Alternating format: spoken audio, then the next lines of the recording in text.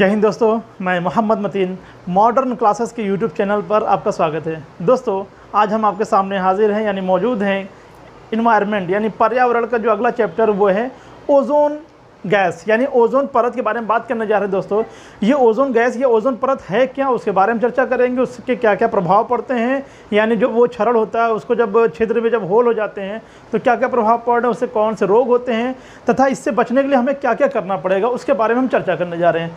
दोस्तों, आइए हम बात करने जा रहे हैं जो ओजोन लेयर के बारे में। तो दोस्तों, अभी जितना आपने वायुमंडल का पहला पार्ट और दूसरा पार्ट पढ़े थे तो उसमें मैंने छोटे से टॉपिक में आपने बता दिया था ओजोन लेयर के क्या क्या प्रभाव पड़ते हैं और क्या क्या हानियाँ होती है उससे। तो यानी कि अब उसके बाद हमें एक विशाल मतलब बड़ा चैप्टर लेके चलना पड़ेगा, क्योंकि आज की डेट में अगर देखा जाए छोटे से लेकर बड़े एग्जाम में हर एग्जाम में ये पूछा जा रहा है, चाहे वो ग्रुप डी का हो, एसएससी का हो, रेलवे बैंक, एनटीपीसी का हो, यहाँ तक कि पीसीएस आईएएस लेवल में भी अच्छे लेवल में पूछा जा रहा है प्रश्नों को। तो आप अगर चाहे प्री हो चाहे मेंस लिखते हो दोस्तों, उसमें अभी आपके बहुत सहयोग यानी कारगर सिद्ध होगा। आइए हम बात करने जा रहे हैं पहले ये ओजोन गैस है क्या। दोस्तों, ये ओजोन गैस क्या है? O3 यानी ऑक्सीजन के तीन परमाणुओं से मिलकर बनने वाली एक गैस है। दोस्तों, ऑक्सीजन का सिंबल क्या होता है? O होता है, यानी ऑक्सीजन के तीन परमाणुओं से मिलकर यह बनने वाली एक गैस है, यानी तीन परमाणुओं से मिलकर क्या बनती है? ऑक्सीजन यानी ओजोन गैस बनती है। दोस्तों, अब दोस्तों बात करते हैं गैस है जो वायुमंडल में बहुत कम मात्रा में पाई जाती है। दोस्तों, ये हमारे लिए लाभदायक भी है और हानिकारक भी है, लेकिन अब बात समझिएगा, यानी ये कहा जा रहा है कि ये बहुत कम मात्रा में पाई जाती है। कहाँ कहाँ पाई जाती है उसके बारे में हम चर्चा करने जा रहे हैं। जमीन की सतह के ऊपर अर्थात निचले वायुमंडल में यह एक खतरनाक दूषक है, जबकि ऊपरी वायुमंडल में ओजोन परत के रूप में यह सूर्य के पराबैंगनी विकिरण का अल्ट्रावायलेट किरणों से पृथ्वी पर जीवन को बचाती है। दोस्तों, याद रखिएगा। आइए हम बात करते हैं। देखिए दोस्तों, यानी कि पृथ्वी के ऊपर सपोज दैट ये हमारी पृथ्वी है, इसके ऊपर अगर ये गैस पाई जाएगी, अगर इसके ऊपर ये गैस अगर इस तरीके से अगर पाई जाएगी तो ये क्या है? एक हानिकारक सिद्ध होगी। क्यों? क्योंकि जब ये ऑक्सीजन से और मिल जाएगी तो ये क्या करेगी दोस्तों, हमें ऑक्सीजन हमारी भारी हो जाएगी, और भारी में जब हम सांस लेंगे तो सांस नहीं ले पाएंगे। तो यानी वो हमारे लिए खतरनाक दूषक यानी प्रदूषक के रूप में काम करेगी। हम सांस नहीं ले पाएंगे, सांस नहीं लेने के कारण हमारा ब्लड सर्कुलेशन हो नहीं पाएगा, जिससे हमारा मतलब डेथ हो जाएगा, यानी हम मानवों का डेथ हो जाएगा, कोई भी जीव नहीं रह पाएगा। तो यानी दोस्तों, ये क्या कहा जा रहा है, बात समझिएगा। ज़मीन की सतह के ऊपर, ज़मीन यानी पृथ्वी, यानी क्या कहा जा रहा है? निचले वायुमंडल में, वायुमंडल जो सबसे निचला सतह है, यहाँ पर अगर ये एक दूषक के रूप में है, यानी एक खतरनाक दूषक है, जबकि ऊपरी वायुमंडल में ओजोन परत के रूप में यह सूर्य के पराबैंगनी विकिरण या अल्ट्रावायलेट किरणों से पृथ्वी को बचाती है। अब बात समझिएगा दोस्तों, यानी कि यहाँ पर एक दूषक के रूप में है, लेकिन दोस्तों यहाँ पे पाई नहीं जाती। ये पाई कहाँ जाती है? जहाँ पे इसको पाया जाना चाहिए, यानी क्षोभ मंडल के ऊपरी हिस्से में तथा समताप मंडल के निचले हिस्से में। लेकिन अगर प्रश्न पूछा जाएगा कि यार सबसे ज़्यादा ये ओजोन गैस कहाँ पाई जाएगी, तो दोस्तों आँख मूंद कर आपको समताप मंडल में निशान लगाना है, क्योंकि इसका 90% समताप मंडल में तथा 10% क्षोभ मंडल में पाया जाता है। ठीक है दोस्तों, अब बात करते हैं ओजोन परत मुख्यतः समताप मंडल के निचले हिस्से में, यानी समताप मंडल। देखिए, समताप मंडल यहाँ तक है दोस्तों, याद रखिएगा। समताप मंडल कहाँ तक है? यहाँ तक है, यानी इसके निचले हिस्से में, यहाँ से लेकर यहाँ तक क्या है? समताप मंडल है, और यहाँ से लेकर यहाँ तक क्या है? ये है क्षोभ मंडल। यानी समताप मंडल के निचले हिस्से में पृथ्वी से लगभग 10 से 50 किमी की ऊंचाई पर अवस्थित रहती है। इसका 10% क्षोभ मंडल तथा 90% समताप मंडल में पाया जाता है। दोस्तों, सबसे अधिक अगर बात करें तो 90% कहाँ पाया जाता है? 90% समताप मंडल में, वहीं 10% क्षोभ मंडल में। इसका मतलब है सबसे अधिक जहाँ पाया जाएगा हम उसकी बात करेंगे। तो सबसे अधिक कहाँ पाया जा रहा है? वो पाई जाती है कहाँ पर? समताप मंडल में। ठीक है दोस्तों, तो यहाँ पे आप बात देखिएगा, ये क्या है दोस्तों? ये स्ट्रक्चर बना दिया हमने, यानी पृथ्वी बना दिया। पृथ्वी में देखिए, क्षोभ मंडल में आपको पता है कि क्षोभ मंडल में ही वर्षा होती है, जितने भी आंधी तूफान वर्षा सब कुछ होता है कहाँ पर? क्षोभ मंडल में। यानी हम क्षोभ मंडल की बात नहीं करने जा रहे हैं। अब बात करते हैं हम ओजोन गैस की बात। ओजोन लेयर देखिए कहाँ है? समताप यानी क्षोभ मंडल के बिल्कुल ऊपरी हिस्से में है, और वहाँ पर क्या है? यहाँ पे एक बॉर्डर है जिसको हम क्षोभ सीमा कहते हैं, जिसे हम ट्रोपोपास भी कहते हैं। इसके बाद ये आता है क्या? समताप मंडल। समताप मंडल के निचले हिस्से में पाई जाती है कौन सी गैस? ये है ओजोन गैस। ठीक है दोस्तों, यहाँ तक आपको समझ में आता होगा। दोस्तों, याद रखिएगा, ओजोन गैस बहुत हानिकारक भी है, लेकिन अगर निचले हिस्से में पाया जाए तब, अगर प्रश्न को घुमाने का तरीका दोस्तों पूछ सकता है कि अगर वो ओजोन गैस निचले हिस्से में पाई जाएगी तो क्या होगा, यानी वो दूषक के रूप में है, खतरनाक प्रदूषक के रूप में है, याद रखिएगा। लेकिन जब ऊपरी हिस्से में पाई जाएगी तो वो हमारे लिए लाभकारी सिद्ध होगी। अब बात करते हैं ओजोन परत का क्षरण। दोस्तों ओजोन परत के क्षरण कैसे होते हैं उसके बारे में जानना चाहते हैं आप, जानिए। सबसे पहले वर्ष 1985 में ब्रिटिश दल ने टोटल ओजोन मैपिंग स्पेक्ट्रोमीटर की मदद से अंटार्कटिका के ऊपर ओजोन छिद्र का पता लगाया। दोस्तों ये अंटार्कटिका है क्या? दोस्तों याद रखिएगा, पृथ्वी का जो दक्षिणी ध्रुव है, हम आपको स्ट्रक्चर बना के बता दीजिए। जैसे ये पृथ्वी है, मान लीजिए ये पृथ्वी है, इसका जो ये वाला ध्रुव है ये क्या है? ये अंटार्कटिका है। दोस्तों याद रखिएगा, ये क्या है? ये अंटार्कटिका है और ये क्या है? आर्कटिक महासागर है। तो यहाँ पर जो है, जब यहाँ पर ब्रिटिश दल के वैज्ञानिक लोग गए जाते हैं वहाँ पर शोध करने के लिए, हर देश के लोग वहाँ पर जाते हैं शोध करने के लिए, अपना अपना एक शोध केंद्र स्थापित किए हैं। इसीलिए इसे इस महाद्वीप को, अंटार्कटिका महाद्वीप को वैज्ञानिकों का महाद्वीप भी कहा जाता है। क्योंकि दोस्तों इस महाद्वीप पर आपको इंसान मिलेंगे, लेकिन वो वहाँ के नागरिक के हिसाब से नहीं मिलेंगे, वो अन्य देशों से आए हुए हैं, वहाँ पर लोग शोध करते हैं। वहाँ का कोई वास्तविक जीवन नहीं है, वहाँ पर कोई लोग रहता नहीं है, क्योंकि वहाँ का टेम्परेचर हमेशा -95, -80, -50, -110 इतने डिग्री सेंटीग्रेड में कौन इंसान वहाँ रहेगा। भाई साइंटिस्ट वैज्ञानिकों को वहाँ पर सुविधाएं दी जाती है, इस वजह से वो जाते हैं वहाँ पर, रिसर्च करते हैं, रिसर्च के लिए उनको पैसे मिलते हैं और वो देश के उन्नति के लिए, देश के विकास के लिए वो ढेर सारे वहाँ पे खोज यानी अनुसंधान करते रहते हैं। तो दोस्तों वहाँ पर जब 1985 के ब्रिटिश दल के वैज्ञानिक गए थे वहाँ पर शोध करने के लिए, तो उन्होंने देखा एक होल हुआ था कहाँ पर? ओजोन छिद्र में। और किससे पता लगाए थे? उसका नाम था टोटल ओजोन मैपिंग स्पेक्ट्रोमीटर की मदद से अंटार्कटिका के ऊपर ओजोन छिद्र का पता लगाया गया था। और दोस्तों इसकी मोटाई मापा कैसे जाता है, यानी ओजोन की मोटाई कैसे मापी जाती है, कहाँ पर कितनी मोटाई है? तो याद रखिएगा, डॉप्सन से मापा जाता है। किससे? डॉप्सन से, यानी डॉप्सन इकाई से मापा जाता है। ठीक है ना, ये हमेशा याद रखिएगा। कभी कभी पूछ लेता है कि यानी कि ओजोन परत की मोटाई किससे मापी जाती है? तो किससे मापी जाती है? डॉप्सन इकाई से मापी जाती है। अब बात करते हैं आगे। ओजोन छिद्र के लिए CFC गैस उत्तरदायी है। CFC का मतलब है क्लोरोफ्लोरोकार्बन। दोस्तों याद रखिएगा, CFC क्लोरोफ्लोरोकार्बन, यह गैस उत्तरदायी है। दोस्तों जब यह गैस उत्तरदायी है तो करते क्या है? क्लोरीन, फ्लोरीन एवं कार्बन के मानव निर्मित यौगिक है। मानव निर्मित यौगिक क्या है? मतलब यानी मानवों द्वारा उत्पादित किया जाता है। कैसे? जितने भी शीतलक पदार्थ हैं, जितने भी शीतलक प्रोडक्ट हैं, जितने भी शीतलक यंत्र हैं, जैसे बात करते हैं एयर कंडीशनर जो हमें ठंड प्रदान करती है, बात करते हैं रेफ्रिजरेटर जिसमें हम पानी ठंडा करते हैं, खाना ठंडा करते हैं, यानी कि एक मेन तापमान में, उस तापमान में बर्फ़ जमाते हैं, यानी वो एक यंत्र हो गया जिसको हम रेफ्रिजरेटर यानी फ्रीज बोलते हैं। अब बात करते हैं एक और यंत्र जिसको हम डिस्पेंसर बोलते हैं, जिसमें हम पानी रख के खाली पानी के लिए होता है वो ठंडा करते हैं। एक होता है वाटर कूलर जिसमें सिर्फ पानी पाइप, टंकी का पाइप लगा देते हैं, पानी निकलता रहता है, ठंडा करता रहता है। इन सब में कंप्रेशर का यूज़ होता है दोस्तों। इन सब यंत्रों से क्या निकलती है? गैस CFC यानी क्लोरोफ्लोरोकार्बन।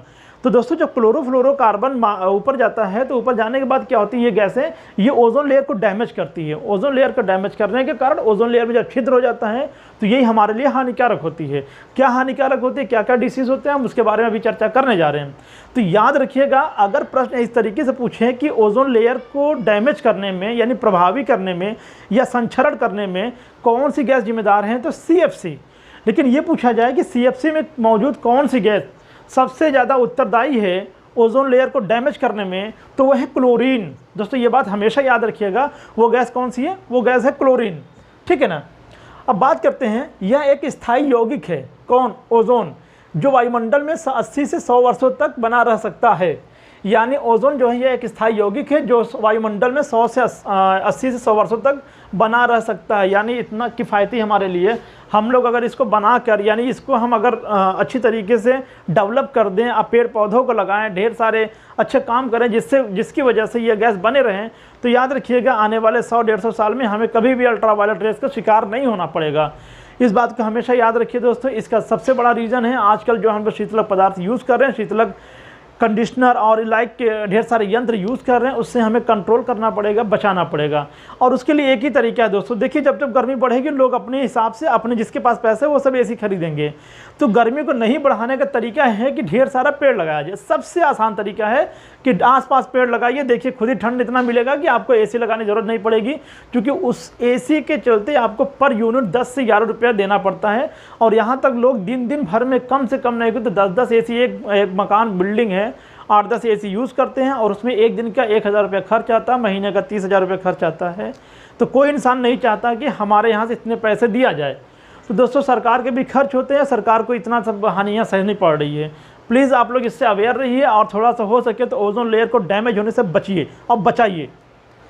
अब बात करते हैं दोस्तों ओजोन परत क्षरण के प्रभाव, यानी क्या क्या प्रभाव पड़ते हैं ओजोन लेयर को डैमेज होने में, यानी क्या ओजोन लेयर जब प्रभावित होता है तो क्या क्या प्रभाव पड़ते हैं। ओजोन परत क्षरण के पृथ्वी पर बहुत व्यापक प्रभाव पड़ते हैं। सूर्य से आने वाली हानिकारक पैराबैंगनी किरणों से त्वचा कैंसर होने का खतरा रहता है, यानी जो हमारा स्किन डिसीज है वो होता है, त्वचा कैंसर होता है। और भी ढेर सारी बीमारियां हैं, बात समझते हैं पहले। लेकिन हाँ दोस्तों, कभी कभी इस एग्जामों में कभी क्या हमेशा ये पूछता है कौन सा कैंसर होता है, तो लोग डिसीज़ कैंसर बता देते हैं, क्योंकि सबसे ज़्यादा प्रभावी इंसानों की त्वचा को होता है, और इंसान का त्वचा है स्किन, और वही स्किन को हम प्रभावित करते हैं, इसीलिए हम लोग ज़्यादा हाईलाइटेड हैं। ठीक है, पैराबैंगनी किरणों को 3 भागों में बांटा गया है, अल्ट्रावायलेट ए, अल्ट्रावायलेट बी और अल्ट्रावायलेट सी। दोस्तों याद रखिएगा, पैराबैंगनी ए यानी पैराबैंगनी किरणें ए, पैराबैंगनी किरणें 2 बी, पैराबैंगनी किरणें सी। ये 3 प्रकार के अल्ट्रावायलेट रेज हैं दोस्तों। अल्ट्रावायलेट ए और अल्ट्रावायलेट बी किरणों का त्वचा पर हानिकारक प्रभाव पड़ता है। अल्ट्रावायलेट ए और अल्ट्रावायलेट बी का किरणों का त्वचा पर हानिकारक प्रभाव पड़ता है, सी का नहीं पड़ता है। लेकिन क्या पड़ता है सी के बताते हैं आपको। अल्ट्रावायलेट सी अत्यंत घातक होती है, परंतु पृथ्वी की सतह तक नहीं पहुंच पाती है। दोस्तों ये उससे भी ज़्यादा घातक है, लेकिन पृथ्वी की सतह तक नहीं पहुंच पाती है, क्योंकि ये उन सबसे बहुत ज़्यादा हल्के में होती है, तो ये रिफ्लेक्ट करके ऊपर ही रह जाती है, यानी ओजोन लेयर के नीचे नहीं आ पाती है, ओजोन लेयर को छिद्र नहीं कर पा रही है। लेकिन दोस्तों याद रखिएगा, जिस दिन अगर अल्ट्रावायलेट सी रेज आ जाएगा तो हम इंसानों के अंदर वो डिसीज़ नहीं रह जाएगा, वो डिसीज़ एक मर्ज यानी घातक मर्ज बन जाएगा, जिसका कोई इलाज नहीं रहेगा।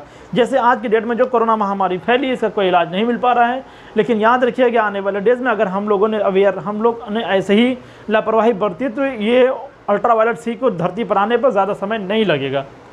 अब बात समझिएगा, यहाँ पे क्या कहा जा रहा है, अल्ट्रावायलेट ए, अल्ट्रावायलेट बी किरणों का त्वचा पर हानिकारक प्रभाव पड़ता है। अब इसमें सबसे ज़्यादा किसका प्रभाव पड़ता है, तो देखिए सबसे ज़्यादा जो हानि है वो सी है। प्रश्न अगर पूछ लिया तो सबसे ज़्यादा हानिकारक प्रभाव किसका पड़ता है, वो सी है।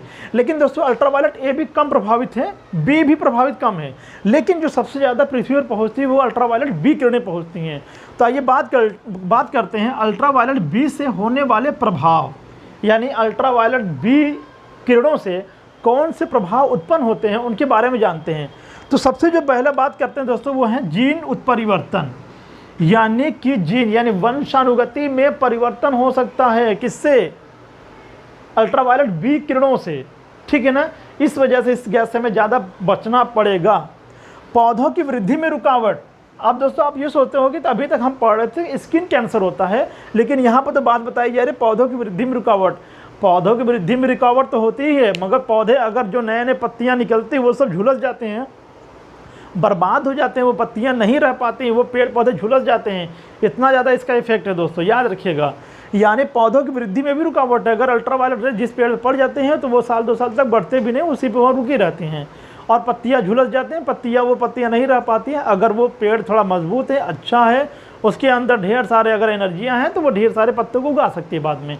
बात समझिएगा आप। दूसरी बात करते हैं त्वचा कैंसर की बात, यानी इससे त्वचा कैंसर होता है, यानी स्किन डिसीज जिसे बोलते हैं, क्या बोलते हैं, स्किन डिसीज, यानी त्वचा कैंसर होने का खतरा रहता है ये अल्ट्रावायलेट रेज को यानी धरती पर पहुंचने के बाद। मोतियाबिंद, याद रखिएगा दोस्तों, जिसकी आंखों पर पड़ जाता है उसको मोतियाबिंद सीधा हो जाता है, याद रखिएगा। यानी मोतियाबिंद का भी एक कारण है, क्या है, वो है अल्ट्रावायलेट बी रेज, यानी अल्ट्रावायलेट किरणें, यानी पैराबैंगनी किरणें हैं। ठीक है, अब बात करते हैं सनबर्न। सनबर्न क्या होता है, यानी झुलसा देने वाली। सनबर्न का मतलब झुलस जाना, झुलसना, यानी कि वो जब धरती पे पहुंचेगी तो हमारे त्वचा को झुलसा देगी बिल्कुल, और उस झुलसाने का कोई इलाज नहीं होगा। इलाज क्या होगा, ढेर सारे लोग एंटीसेप्टिक क्रीमें लगाते हैं, वही एक इलाज होगा, लेकिन याद रखिएगा उसके जल्दी इलाज नहीं मिल पाएगा। अब बात करते हैं प्रतिरक्षा तंत्र का कमज़ोर होना, प्रतिरक्षा इम्यूनिटी सिस्टम का कमज़ोर होना, यानी वो भी कमज़ोर हो जाएगा। तो इसका मतलब है कि हर तरीके से ये प्रभावी है, सिर्फ स्किन डिसीज़ नहीं, आँखों का भी इसका कोई प्रभाव पड़ता है, कानों पर भी प्रभाव पड़ता है, हमारे तंत्रिका तंत्र पर भी प्रभाव पड़ता है, हमारे प्रतिरक्षा तंत्र पर भी प्रभाव पड़ता है इस गैस के कारण। ठीक है, पत्तियों को क्षति, मैंने बताया था ना कि पत्तियों यानी पौधों की वृद्धि तो रुकावट होगी, लेकिन पौधों की पत्तियों की क्षति हो जाएगी। दोस्तों यहाँ तक ये तो नहीं हो सकता, ये भी होता है, मगर अगर जिस तालाब या झील या महासागर सागर है और जहाँ पर अगर ये अल्ट्रावायलेट रेज पड़ती है, वहाँ के जितने भी जीव होते हैं उनके ऊपर भी ऐसे प्रभाव पड़ते हैं कि वो भी बेचारे नहीं रह पाते, वो जीव नहीं रह पाते, वो भी मरने के कगार पे हो जाते हैं, ढेर सारी बीमारियाँ उनको उत्पन्न हो जाती है। तो दोस्तों इस बात को याद रखिएगा, यह गैस बहुत हानिकारक है और यानी अल्ट्रावायलेट रेज बहुत हानिकारक है, और यह गैस हमारे लिए इसलिए फ़ायदेमंद चूँकि इसको रोके रखी है। सोचिए 14,95,98,900 किलोमीटर की दूरी पर सूरज है, उसके जो एक प्रकाश है उसके चलने में 8 मिनट 16.6 सेकंड लगता है धरती पर आने के बाद, और तब पर भी हमें लगता है कितनी गर्मी है। ठीक है, तो दोस्तों यही रीज़न है कि इससे हमको बचना पड़ेगा, यानी अल्ट्रावायलेट रेज को आने से धरती पर रोकना पड़ेगा। अब बात करते हैं अनुवांशिक दोष। दोस्तों आनुवांशिक यानी जेनेटिक्स प्रॉब्लम हो जाएगी, अनुवांशिक डिसीज़ हो जाएगा, अनुवांशिक दोष हो जाएगा, इससे भी हमें बचना पड़ेगा। वही बात करते हैं जीन उत्परिवर्तन, जीन में परिवर्तन हो सकता है, इसमें कोई वो नहीं है, शोभा नहीं है, यानी जीन में परिवर्तन हो जाएगा। अब दोस्तों इसके बचने के क्या उपाय, यानी क्या हम कैसे हम इसको बचाव कर सकते हैं। तो दोस्तों ये तो आप जान लिए कि कैसे ये निकलता है, कहाँ से निकलता है और क्या है, कौन सी गैस है, ये सब आपने स्ट्रक्चर वाइज समझ लिया। अब यहाँ आपने समझा कि क्या क्या क्षरण के कारण है, क्या क्या प्रभाव होते हैं, ये प्रभाव अच्छी तरीके से समझ लीजिए। दोस्तों याद रखिएगा, अगर ओजोन लेयर्स इतना आपने पढ़ लिया तो इसके आगे कुछ भी पढ़ने की ज़रूरत नहीं है। दोस्तों जितना हमने बताया है उन पॉइंट को भी कहीं ना कहीं नोट कर लीजिएगा। जैसे हमने बताया डाप्सन यूनिट, तो डाप्सन मैंने कहीं लिखा नहीं है, लेकिन मैंने ज़बान से बता दिया। और दोस्तों मान लिया यहाँ CFC में कौन कौन सी गैसें निकलती, क्लोरोफ्लोरिन, कार्बन, और ये कहाँ से निकलती है ये नहीं लिखा है, लेकिन फिर भी मैंने बोला है ना, उसको भी नोट करिएगा। बहुत से लोगों को मज़ा आता खाली स्क्रीनशॉट लेने में, क्योंकि वो फ्री में हर चीज़ चाहते हैं, वो फ्री में हर चीज़ चाहते हैं। उनको PDF दे दिए, स्क्रीनशॉट दे दिए, वो क्लास से मतलब छोड़ दिए, नहीं करेंगे। याद रखिएगा जिसने समय दिया है उसको सफलता मिली है, जिसने शॉर्टकट लिया है उनको सफलता नहीं मिली है। लॉन्ग कट लीजिए लेकिन स्मार्ट तरीके से, हार्ड तरीके से करेंगे तो नहीं हो पाएगा। स्मार्ट स्टडी स्मार्ट वे, ठीक ना, हार्ड स्टडी बेकार वे, ऐसे समझिएगा आप। हार्ड स्टडी का ज़माना नहीं है, स्मार्ट स्टडी का ज़माना है। जिसको समझ में आए स्मार्ट स्टडी करे, वरना जाए। ठीक है, समझाने की भी ज़रूरत नहीं है ज़्यादा। ओजोन परत संरक्षण के उपाय, यानी ओजोन परत का जो संरक्षण होता है उसके क्या उपाय हैं। दोस्तों उपाय बहुत ढेर सारे हैं, लेकिन मुख्य हम बता देते हैं आपको क्या है। मॉन्ट्रियल प्रोटोकॉल एक अंतर्राष्ट्रीय संधि है। दोस्तों 16 सितंबर 1987 में कनाडा के एक शहर है जिसका नाम है मॉन्ट्रियल, वहाँ पे कई देशों के सामूहिक बैठक हुई, संयुक्त राष्ट्र महासभा के द्वारा बुलाया गया बैठक। उसमें यह बात कहा गया कि यार एक बात बताइए कि वर्ष 1985 में ही इसकी खोज हुई थी। 2 साल बाद इन लोगों ने ये सोचा कि यार ऐसा है, अगर ये हर जगह पे ओजोन लेयर छिद्र होता रहेगा तो बताइए कितनी ज़्यादा घातक है। तो वहाँ के जितने लोग बैठे थे उन लोगों ने पूछा कि क्या रीज़न क्या है, कैसे रहा। तो लोगों ने बताया कि AC यूज़ हो रहा है, यानी जितने भी डिस्पेंसर लाइक जो शीतलक प्रोडक्ट हैं उनसे ये गैसें निकल रही हैं। तो लोगों ने कहा तो फिर इसको कम किया जाना चाहिए। सबने सहमति जता दी कि हाँ बिल्कुल इसको कम किया जाना चाहिए। यानी इसी संधि को बोला गया मॉन्ट्रियल प्रोटोकॉल या मॉन्ट्रियल संधि कहा गया, यानी कब 16 सितंबर 1987 को। तो याद रखिएगा, समझते हैं उसके बाद बताते हैं। ओजोन परत संरक्षण के उपाय। मॉन्ट्रियल प्रोटोकॉल एक अंतर्राष्ट्रीय संधि है जो पृथ्वी के ओजोन परत के संरक्षण से संबंधित है, यानी ओजोन परत को बचाने से संबंधित। संरक्षण का मतलब बचाना, सेफ रखना, संरक्षण से संबंधित है। 1 जनवरी 1989 से प्रभावी हुआ। 16 सितंबर 1987 को बैठक होती है, लेकिन तब तक लोग अपना संधि करके हस्ताक्षर करके चले जाते हैं। ये पूरे विश्व में कब से प्रभावी हुआ है? 1 जनवरी 1989 से प्रभावी हुआ है। उसमें यह कहा गया है कि भाई जितना भी हो सके CFC गैस कम किया जाना चाहिए, और जो अगर ज़्यादा देश इसका उत्पादन करेगा यानी CFC गैस को ज़्यादा रिलीज़ करेगा उसके खिलाफ सख्त से सख्त कार्रवाई की जाएगी और कुछ जुर्माना भी ठोका जाएगा। अब बात समझिएगा, वर्ष 1994 से संयुक्त राष्ट्र महासभा ने प्रतिवर्ष 16 सितंबर को अंतर्राष्ट्रीय ओजोन परत संरक्षण दिवस मनाने की घोषणा की। यानी वर्ष 1994 से 16 सितंबर को संयुक्त राष्ट्र महासभा ने यह ऑर्डर दिया, यह कहा कि आज से यानी उसी 16 सितंबर 1994 से हम लोग प्रतिवर्ष 16 सितंबर को अंतर्राष्ट्रीय ओजोन परत संरक्षण दिवस मनाएंगे। यानी 16 सितंबर 1987 को बैठक हुई और कहाँ पर, मॉन्ट्रियल में, कनाडा का एक शहर है, और उसके ठीक जो है 87 और यहाँ पर 94, देखा जाए तो 3 उधर 4 ये 7 साल बाद एक बैठक होती है जिसमें यह कहा गया कि अब प्रत्येक 16 सितंबर को हम लोग क्या करेंगे, ओजोन परत संरक्षण दिवस मनाएंगे। और इस दिवस मनाने का हर साल का एक थीम होगा जो हर देश अपने अपने यहाँ देशों में इसको फॉलो करेंगे और लोगों को जागरूक करेंगे कि हमारे लिए ओजोन क्या है, हमारे लिए ओजोन क्यों प्रभावी है, हमारे लिए ओजोन का रहना क्यों आवश्यक है, ओजोन धरती पर आया तो क्या होगा और ऊपर रहा तो क्या होता है, इसको बचाने के क्या उद्देश्य होते हैं और कैसे इसको बचाया जा सकता है। दोस्तों इस तरीके से ढेर सारे उसमें हस्ताक्षर किए गए ढेर सारे देशों का, और सभी देशों ने सहमति जताई क्योंकि ये किसी के ऊपर भी आ सकता है। इस वजह से दोस्तों इसके ऊपर ज़्यादा फोकस किया गया।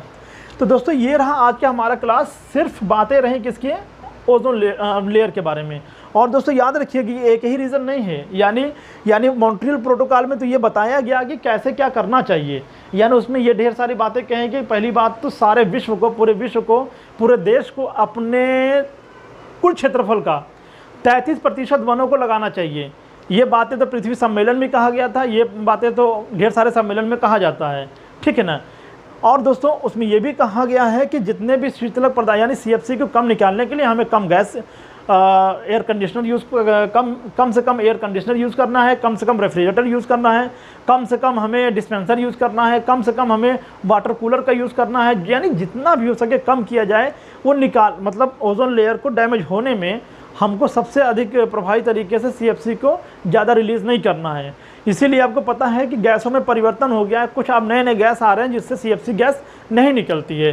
ये बहुत अच्छी बात है जिससे लोग अपना काम भी चला लें और हमारे ओजोन लेयर को डैमेज होने से बचाया भी जा सकता है। तो दोस्तों अब जितनी बातें हमने बताई है उतनी बातों का आप लोग नोट भी कर लीजिएगा और यहाँ पर लिख भी लीजिएगा। आप स्क्रीनशॉट ले लीजिए, वरना आप ये कहने लगते हैं कि सर स्क्रीनशॉट लेने का मौका नहीं देते हैं। और इसी तरीके से हम अगले वीडियो का इंतज़ार करते रहिए और अगले वीडियो हम ज़रूर लेके आएंगे। और पर्यावरण का जो अगला चैप्टर आएगा उसको बहुत ध्यानपूर्वक देखिएगा और पिछला चैप्टर भी ध्यानपूर्वक देखिएगा, क्योंकि कोई भी एग्ज़ाम ऐसा नहीं बचा है जिसमें पर्यावरण से ना आए। दोस्तों पर्यावरण आजकल सबसे बड़ा मुद्दा हो चुका है। नेट JRF हो, IAS PCS हो, हर लेवल के एग्ज़ाम में पर्यावरण से 1-2 प्रश्न बन जाते हैं। इसीलिए हमारे वीडियो को देखते रहिएगा और अगले वीडियो का इंतज़ार कीजिएगा। तब तक के लिए जय हिंद, जय भारत।